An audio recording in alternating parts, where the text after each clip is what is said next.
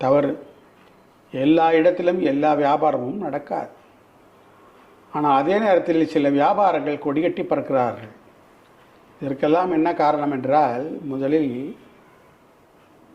இந்த வியாபாரம் செய்யும் நபர் அந்த இடத்தில் தான் ஒரு ஊழியன், முதலாளி இல்லை.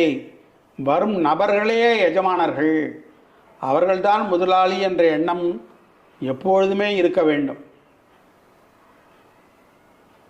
இது முதல் நோக்கம்.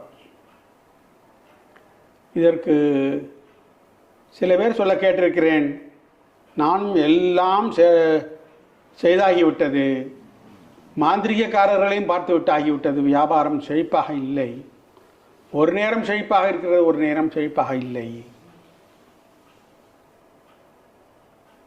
என்று அதற்குண்டான வழி கேட்க